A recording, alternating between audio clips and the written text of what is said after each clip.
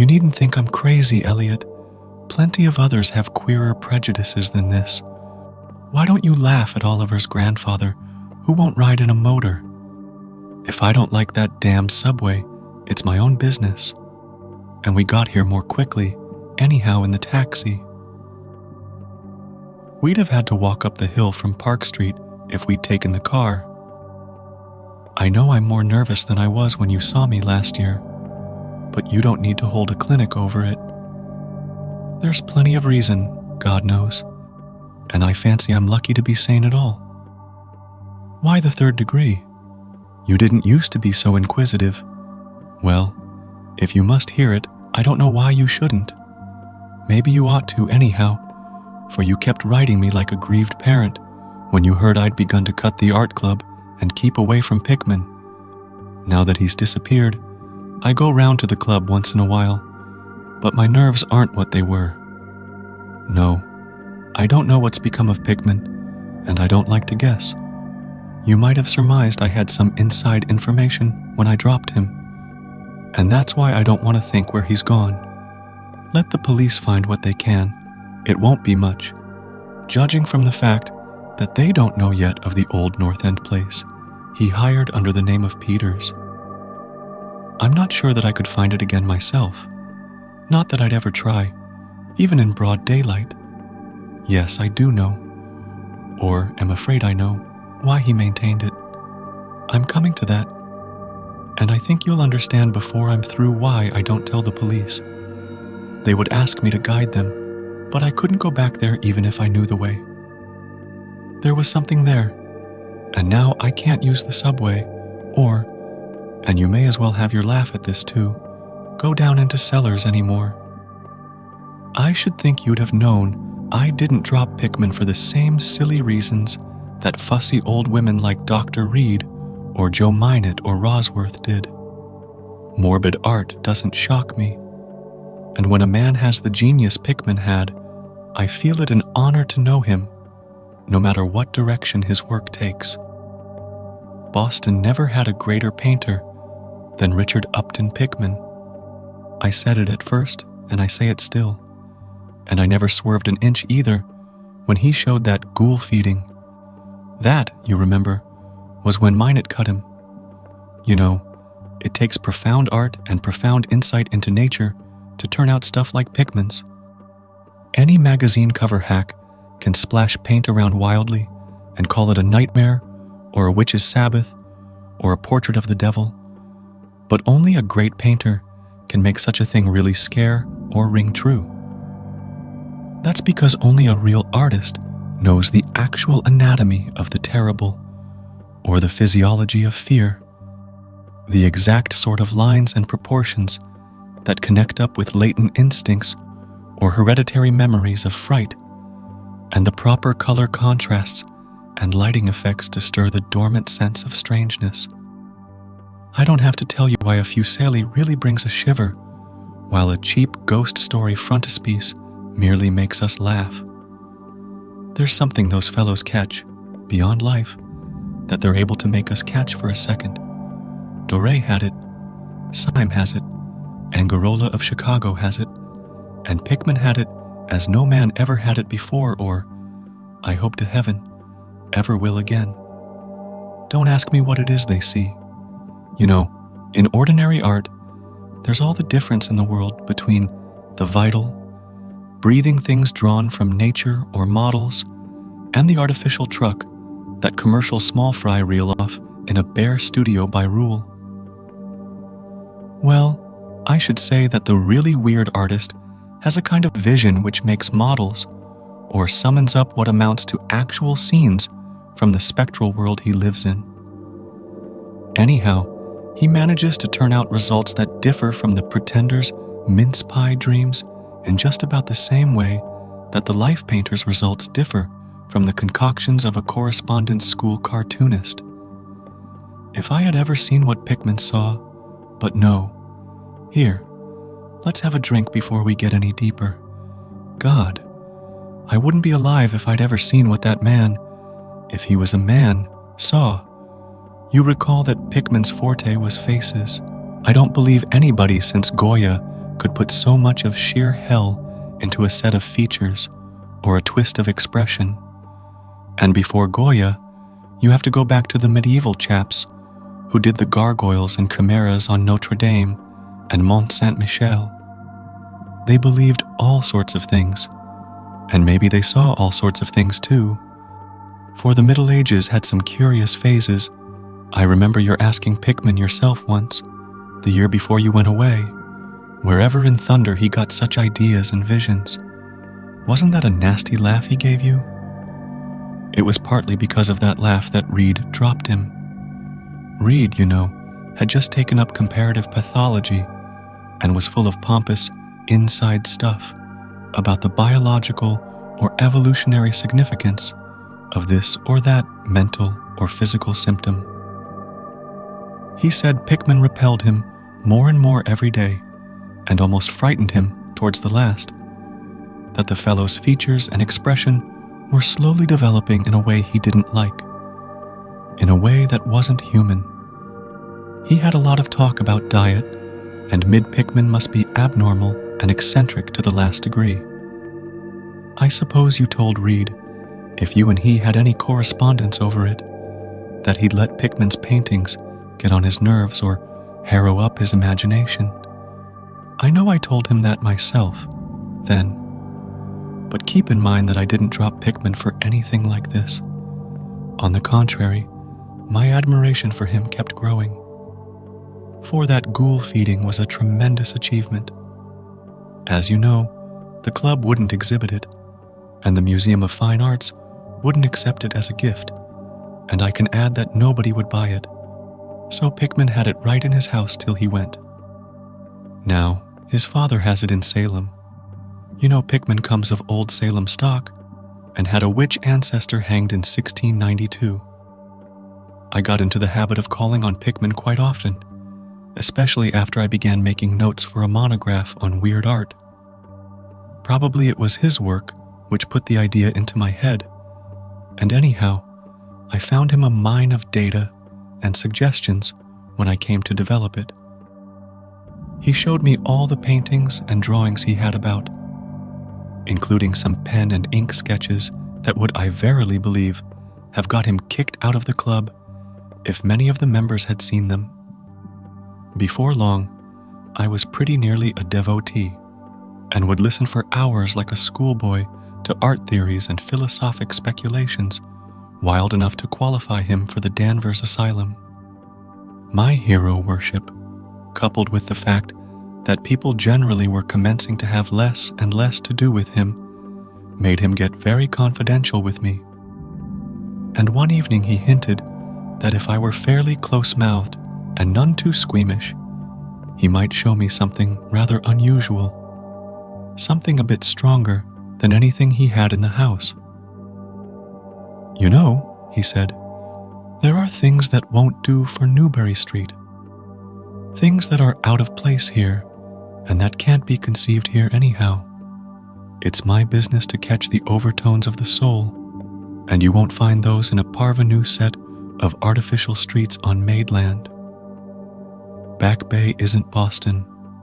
It isn't anything yet, because it's had no time to pick up memories and attract local spirits. If there are any ghosts here, they're the tame ghosts of a salt marsh and a shallow cove. And I want human ghosts, the ghosts of beings highly organized enough to have looked on hell and known the meaning of what they saw. The place for an artist to live is the North End. If any aesthete were sincere, he'd put up with the slums for the sake of the mass traditions. God, man, don't you realize that places like that weren't merely made, but actually grew? Generation after generation lived and felt and died there, and in days when people weren't afraid to live and fed and die. Don't you know there was a mill on Copp's Hill in 1632, and that half the present streets were laid out by 1650? I can show you houses that have stood 2 centuries and a half and more, houses that have witnessed what would make a modern house crumble into powder. What do moderns know of life and the forces behind it? You call the Salem witchcraft a delusion, but I'll wager my 4 times great-grandmother could have told you things.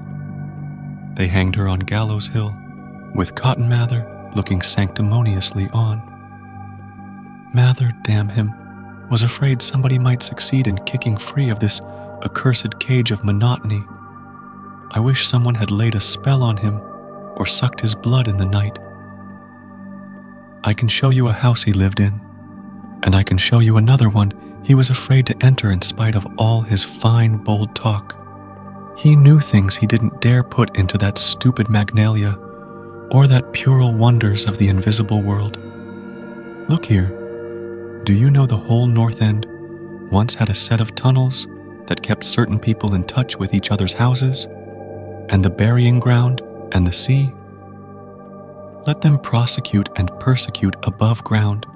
Things went on every day that they couldn't reach, and voices laughed at night that they couldn't place.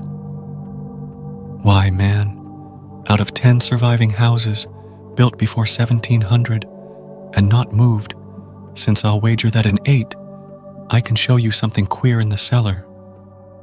There's hardly a month that you don't read of workmen finding bricked-up arches and wells leading nowhere in this or that old place as it comes down. You could see one near Henchman Street from the elevated last year. There were witches and what their spells summoned, pirates and what they brought in from the sea, smugglers, privateers, and I tell you, people knew how to live and how to enlarge the bounds of life in the old time. This wasn't the only world a bold and wise man could know, faugh. And to think of today, in contrast, with such pale pink brains that even a club of supposed artists gets shudders and convulsions if a picture goes beyond the feelings of a Beacon Street tea table. The only saving grace of the present is that it's too damned stupid to question the past very closely. What do maps and records and guidebooks really tell of the North End? Bah.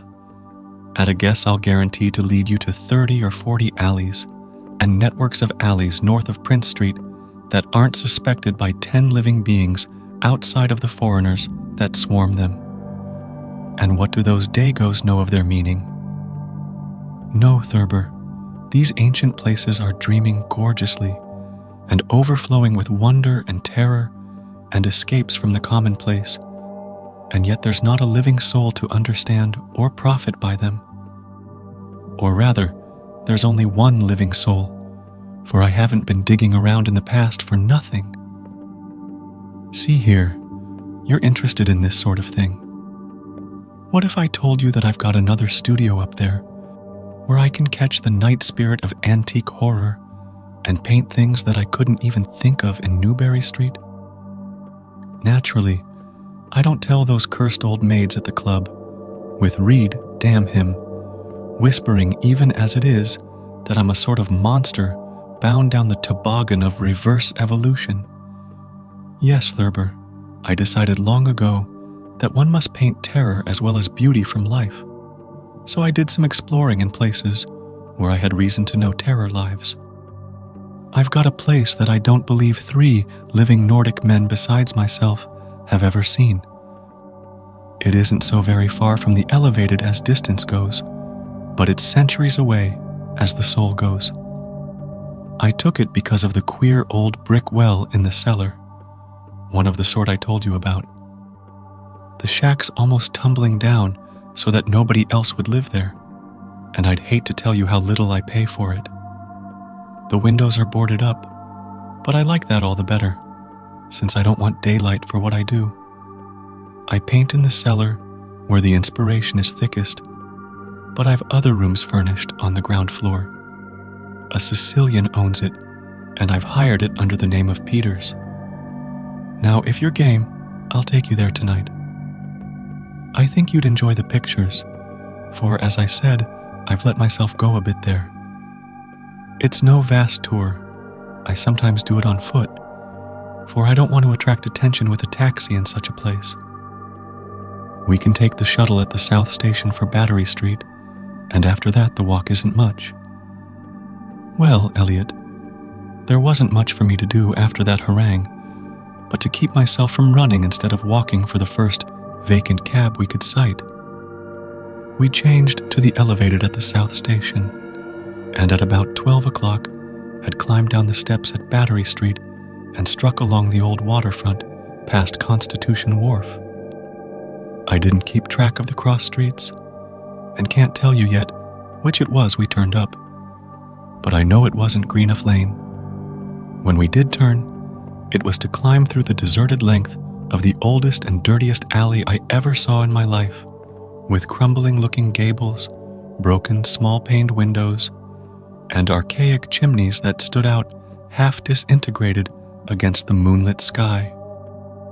I don't believe there were 3 houses in sight that hadn't been standing in Cotton Mather's time. Certainly, I glimpsed at least 2 with an overhang, and once I thought I saw a peaked roofline of the almost forgotten pre-gambrel type, though antiquarians tell us there are none left in Boston. From that alley, which had a dim light, we turned to the left into an equally silent and still narrower alley with no light at all, and in a minute made what I think was an obtuse angled bend towards the right in the dark. Not long after this, Pickman produced a flashlight and revealed an antediluvian 10-paneled door that looked damnably worm-eaten. Unlocking it, he ushered me into a barren hallway with what was once splendid, dark oak paneling. Simple, of course, but thrillingly suggestive of the times of Andros and Phipps and the witchcraft. Then he took me through a door on the left, lighted an oil lamp, and told me to make myself at home. Now, Elliot, I'm what the man in the street would call fairly hard-boiled, but I'll confess that what I saw on the walls of that room gave me a bad turn. They were his pictures, you know, the ones he couldn't paint or even show in Newbury Street, and he was right when he said he had let himself go. Here, have another drink. I need one anyhow. There's no use in my trying to tell you what they were like, because the awful, the blasphemous horror, and the unbelievable loathsomeness and moral fetor came from simple touches quite beyond the power of words to classify. There was none of the exotic technique you see in Sidney Syme, none of the trans-Saturnian landscapes and lunar fungi that Clark Ashton Smith uses to freeze the blood. The backgrounds were mostly old churchyards, deep woods, cliffs by the sea, brick tunnels, ancient paneled rooms, or simple vaults of masonry. Copp's Hill Burying Ground, which could not be many blocks away from this very house, was a favorite scene. The madness and monstrosity lay in the figures in the foreground. For Pickman's morbid art was preeminently one of demoniac portraiture. These figures were seldom completely human, but often approached humanity in varying degree. Most of the bodies, while roughly bipedal, had a forward slumping and a vaguely canine cast. The texture of the majority was a kind of unpleasant rubberiness. Ugh, I can see them now. Their occupations, well, don't ask me to be too precise.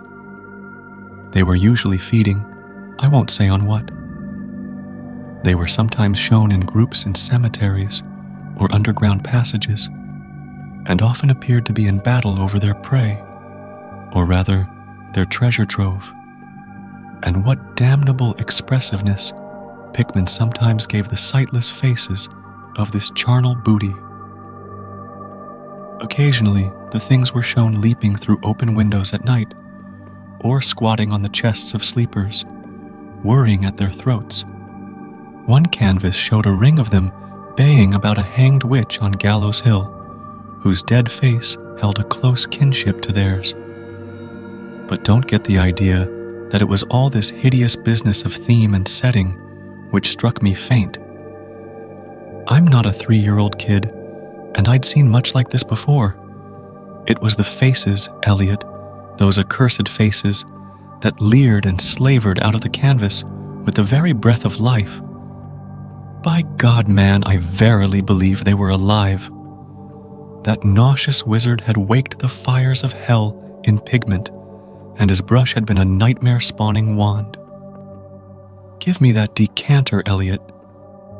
There was one thing called the lesson, heaven pity me, that I ever saw it. Listen, can you fancy a squatting circle of nameless dog-like things in a churchyard teaching a small child how to feed like themselves? The price of a changeling, I suppose. You know the old myth about how the weird people leave their spawn in cradles in exchange for the human babes they steal. Pickman was showing what happens to those stolen babes, how they grow up. And then I began to see a hideous relationship in the faces of the human and non-human figures. He was, in all his gradations of morbidity between the frankly non-human and the degradedly human, establishing a sardonic linkage and evolution. The dog things were developed from mortals, and no sooner had I wondered what he made of their own young as left with mankind in the form of changelings, than my eye caught a picture embodying that very thought. It was that of an ancient Puritan interior, a heavily beamed room with lattice windows, a settle, and clumsy 17th century furniture, with the family sitting about while the father read from the scriptures. Every face but one showed nobility and reverence, but that one reflected the mockery of the pit. It was that of a young man in years, and no doubt belonged to a supposed son of that pious father. But in essence, it was the kin of the unclean things. It was their changeling, and in a spirit of supreme irony, Pickman had given the features a very perceptible resemblance to his own. By this time, Pickman had lighted a lamp in an adjoining room and was politely holding open the door for me, asking me if I would care to see his modern studies. I hadn't been able to give him much of my opinions. I was too speechless with fright and loathing, but I think he fully understood and felt highly complimented. And now, I want to assure you again, Elliot, that I'm no mollycoddle to scream at anything which shows a bit of departure from the usual. I'm middle-aged and decently sophisticated, and I guess you saw enough of me in France to know I'm not easily knocked out. Remember, too, that I just about recovered my wind and gotten used to those frightful pictures which turned colonial New England into a kind of annex of hell.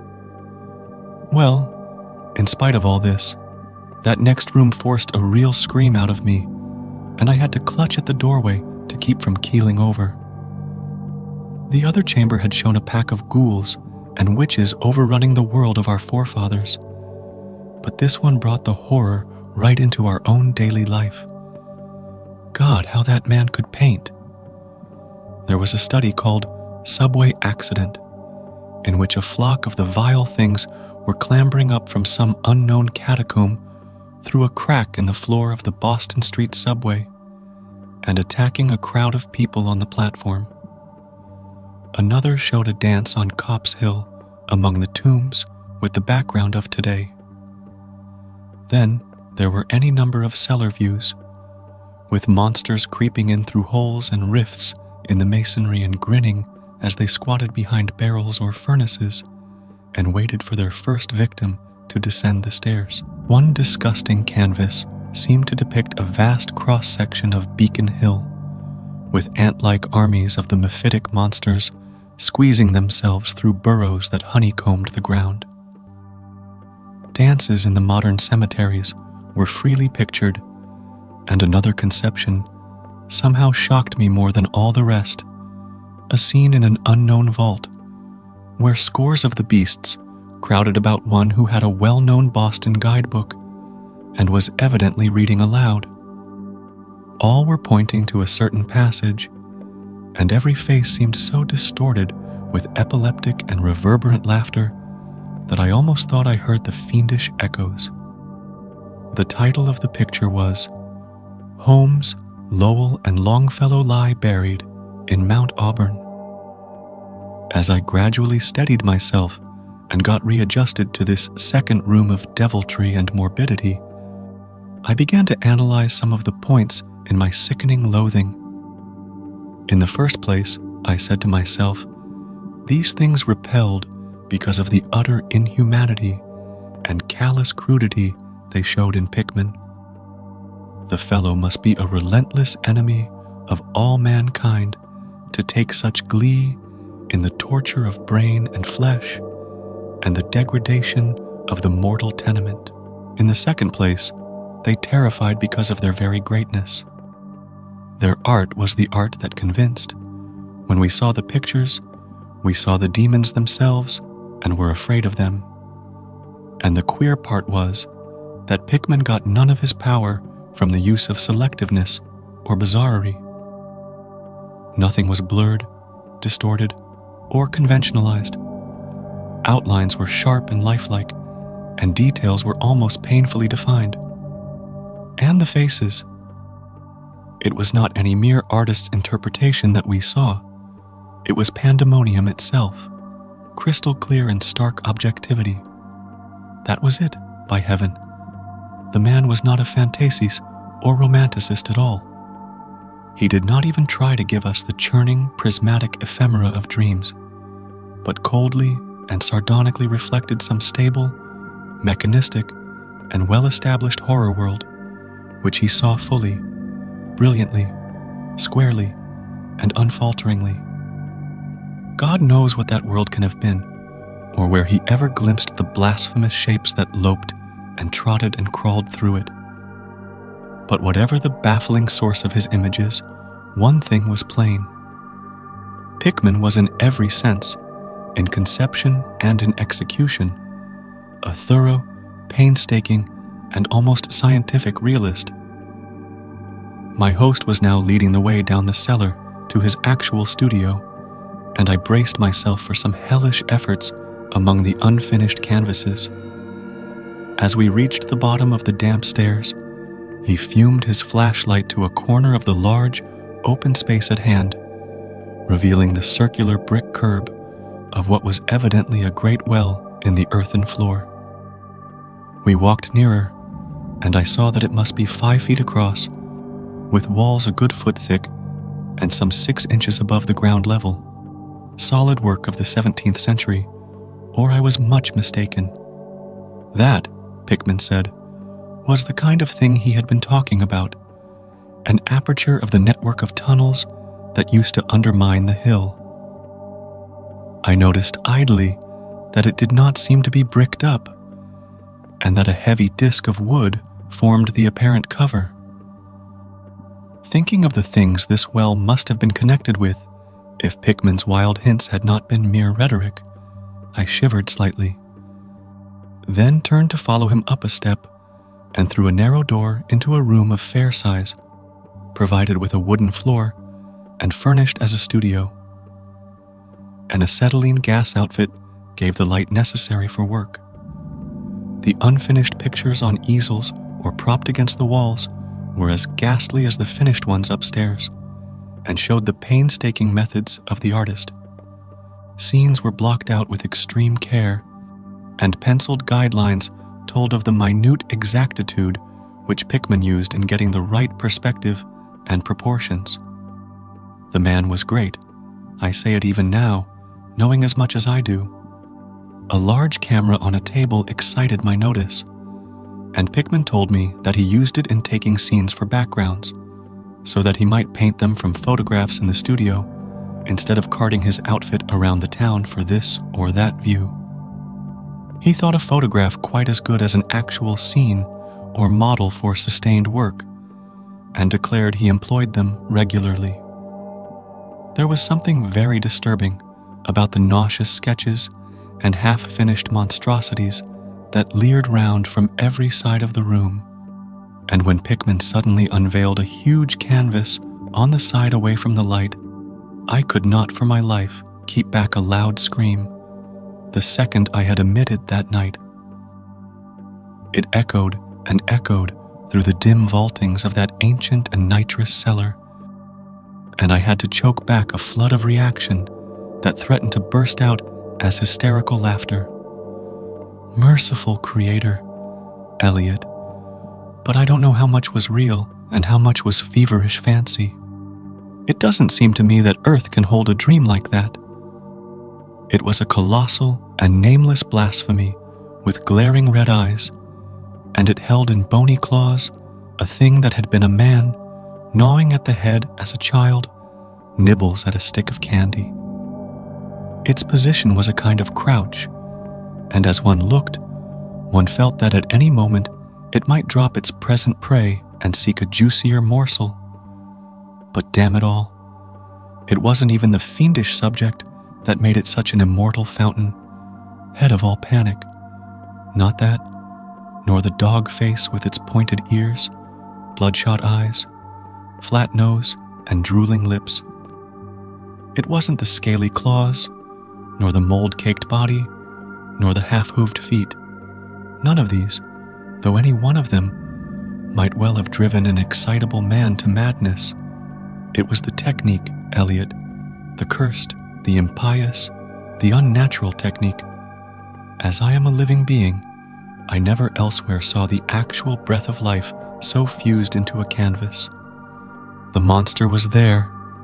It glared and gnawed and gnawed and glared, and I knew that only a suspension of nature's laws could ever let a man paint a thing like that without a model, without some glimpse of the netherworld, which no mortal unsold to the fiend has ever had. Pinned with a thumbtack to a vacant part of the canvas was a piece of paper now badly curled up. Probably, I thought, a photograph from which Pickman meant to paint a background as hideous as the nightmare it was to enhance. I reached out to uncurl and look at it, when suddenly I saw Pickman start as if shot. He had been listening with peculiar intensity ever since my shocked scream had waked unaccustomed echoes in the dark cellar, and now he seemed struck with a fright which, though not comparable to my own, had in it more of the physical than of the spiritual. He drew a revolver and motioned me to silence, then stepped out into the main cellar and closed the door behind him. I think I was paralyzed for an instant. Imitating Pickman's listening, I fancied I heard a faint scurrying sound somewhere, and a series of squeals or beats in a direction I couldn't determine. I thought of huge rats and shuddered. Then there came a subdued sort of clatter which somehow set me all in gooseflesh. A furtive, groping kind of clatter, though I can't attempt to convey what I mean in words. It was like heavy wood falling on stone or brick, wood on brick. What did that make me think of? It came again and louder. There was a vibration as if the wood had fallen farther than it had fallen before. After that followed a sharp grating noise, a shouted gibberish from Pickman, and the deafening discharge of all 6 chambers of a revolver, fired spectacularly as a lion tamer might fire in the air for effect. A muffled squeal or squawk and a thud. Then more wood and brick grating, a pause, and the opening of the door, at which I'll confess I started violently. Pickman reappeared with his smoking weapon, cursing the bloated rats that infested the ancient well. "The deuce knows what they eat, Thurber," he grinned, "for those archaic tunnels touched graveyard and witch den and sea coast. But whatever it is, they must have run short, for they were devilish anxious to get out. Your yelling stirred them up, I fancy. Better be cautious in these old places. Our rodent friends are the one drawback, though I sometimes think they're a positive asset by way of atmosphere and color." Well, Elliot, that was the end of the night's adventure. Pickman had promised to show me the place, and heaven knows he had done it. He led me out of that tangle of alleys in another direction, it seems, for when we sighted a lamppost, we were in a half-familiar street with monotonous rows of mingled tenement blocks and old houses. Charter Street it turned out to be, but I was too flustered to notice just where we hid it. We were too late for the elevated and walked back downtown through Hanover Street. I remember that wall. We switched from Tremont up Beacon, and Pickman left me at the corner of Joy, where I turned off. I never spoke to him again. Why did I drop him? Don't be impatient. Wait till I ring for coffee. We've had enough of the other stuff, but I for one need something. No. It wasn't the paintings I saw in that place, though I'll swear they were enough to get him ostracized in 9/10 of the homes and clubs of Boston. And I guess you won't wonder now why I have to steer clear of subways and cellars. It was something I found in my coat the next morning. You know, the curled-up paper tacked to the frightful canvas in the cellar. The thing I thought was a photograph of some scene he meant to use as a background for that monster. That last scare had come while I was reaching to uncurl it, and it seems I had vacantly crumpled it into my pocket. But here's the coffee. Take it black, Elliot, if you're wise. Yes, that paper was the reason I dropped Pickman. Richard Upton Pickman, the greatest artist I have ever known, and the foulest being that ever leaped the bounds of life into the pits of myth and madness. Elliot, old Reed was right. He wasn't strictly human. Either he was born in strange shadow, or he'd found a way to unlock the forbidden gate. It's all the same now, for he's gone, back into the fabulous darkness he loved to haunt. Here, let's have the chandelier going. Don't ask me to explain or even conjecture about what I burned. Don't ask me either what lay behind that mole-like scrambling Pickman was so keen to pass off as rats. There are secrets, you know, which might have come down from old Salem times, and Cotton Mather tells even stranger things. You know how damned lifelike Pickman's paintings were, how we all wondered where he got those faces. Well, that paper wasn't a photograph of any background, after all. What it showed was simply the monstrous being he was painting on that awful canvas. It was the model he was using, and its background was merely the wall of the cellar studio in minute detail. But by God, Elliot, it was a photograph from life. Hey, Stalker. Hope you enjoyed the video. If I could trouble you, give a like and a sub. It really helps the cause. And since you're already here, why not watch the next video? Anyways, stay comfy. Cortisol is bad for you.